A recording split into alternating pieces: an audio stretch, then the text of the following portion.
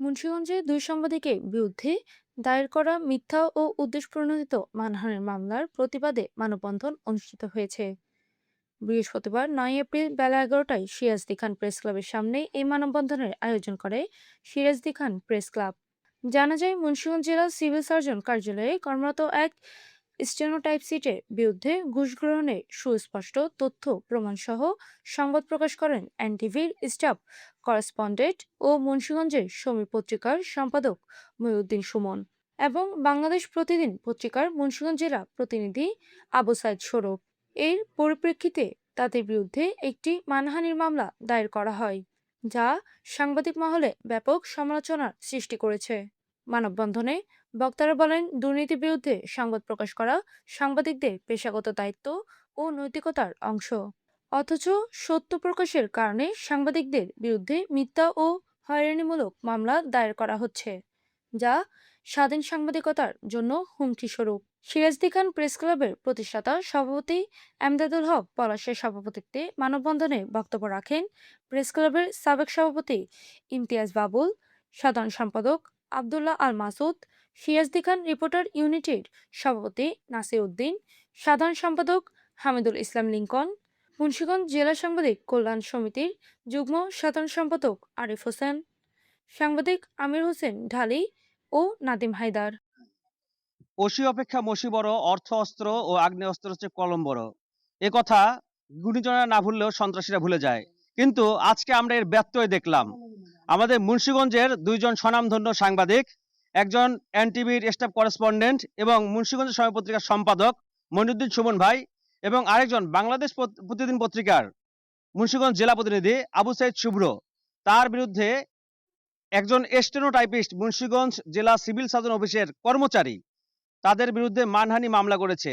যদিও সেই কর্মচারীর বিরুদ্ধে সুনির্দিষ্ট অভিযোগ ছিল এবং তার ভিডিও প্রমাণ এবং তথ্য উপাত্ত নিয়েই তারা সংবাদ প্রকাশ করেছিল, এরপরও সে এমন ধরনের দুঃসাহস দেখেছে যা শুধুমাত্র দুইজন সাংবাদিকের বিরুদ্ধে মামলা না, এটা পুরো সাংবাদিক সমাজের কণ্ঠ চিপে ধরা সামিল।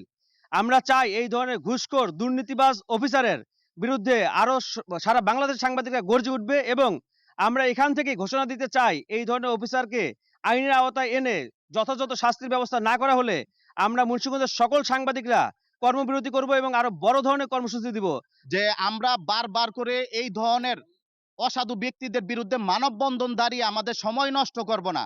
আমরা প্রশাসনকে একটা মেসেজ দিতে চাই, যদি এই ধরনের অসাধু লোকদের পক্ষে যদি কেউ দাঁড়ায়, আমরা বলতে চাই মফস্বল সাংবাদিক যে কতটা শক্ত এবং কতটা গভীর, এটা তখন তারা বুঝতে পারবে যখন নাকি আমরা টোটালি প্রশাসনের কোনো ধরনের নিউজ প্রকাশ করব না।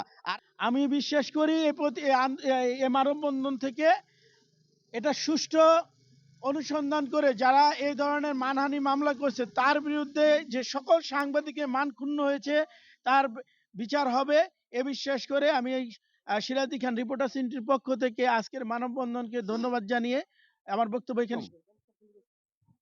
আসলে অতীতে যে কোনো সরকারের আমলে হোক, সব সরকার সুশীল সমাজ অনেকে সবাই বলেন যে সাংবাদিকরা জাতির বিবেক।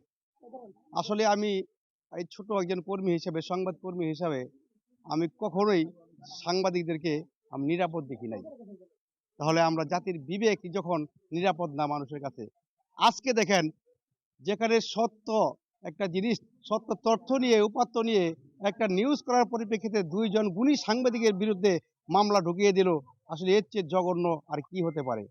আমি সেই সাংবাদিকদের পক্ষে শুধু একটা কথাই বলতে চাই, আমরা এই বিচার যদি সুষ্ঠুভাবে এই বিচার না হয়, ওই ঘুষখোর ব্যক্তির বিরুদ্ধে যদি অ্যাকশন সরকার না নিতে পারে, তাহলে আমরা এর চেয়ে বেশি কঠিন আন্দোলনে যাব। আর সকল সহকর্মীদের একটা কথাই বলবো, আমাদের প্রত্যেকে আরো সহনশীল হতে হবে, আরো দায়িত্বশীল হতে হবে। আমরা একে অপরের একই বন্ধনে আবদ্ধ হতে হবে, তাহলে ওই সন্ত্রাসীরা, ওই দুর্নীতিবাজরা আর কখনো আমাদের বিরুদ্ধে রুখে দাঁড়াতে পারবে না। সবাই ভালো থাকেন। আমরা তার জোর প্রতিবাদ জানাই। সাংবাদিকরা হচ্ছে জাতির অতন্দ্র প্রহরী। তারা অনেক কষ্ট করে বিভিন্ন জায়গা থেকে সংবাদ সংগ্রহ করে সত্য সংবাদ প্রকাশ করার চেষ্টা করে।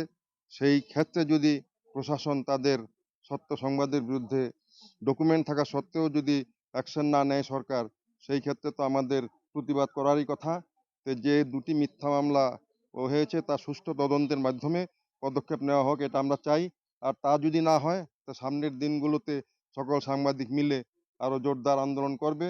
আমি যে কথাটা এখন বলবো সেটা হলো সকল সাংবাদিককে একটি প্ল্যাটফর্মে আসতে হবে, ঐক্যবদ্ধ হতে হবে এবং সত্যের পক্ষে থাকতে হবে এবং সবসময় সত্যনিষ্ঠ কাজ করতে হবে। ধন্যবাদ সবাইকে। এ সময় সিএসডি খান প্রেস ক্লাব ও রিপোর্টার ইউনিটির অন্যান্য সদস্যরা উপস্থিত ছিলেন। বক্তারা অবিলম্বে দায়ের করা এই হয়রানিমূলক মানহানির মামলা প্রত্যাহারের দাবি জানান, অন্যথায় কঠোর কর্মসূচি গ্রহণের হুঁশিয়ারি দেন। আনিসুর রহমান, রনিনের পাঠাদত্ত ভিডিও চিত্রে পেয়ে ৭২ টিভি।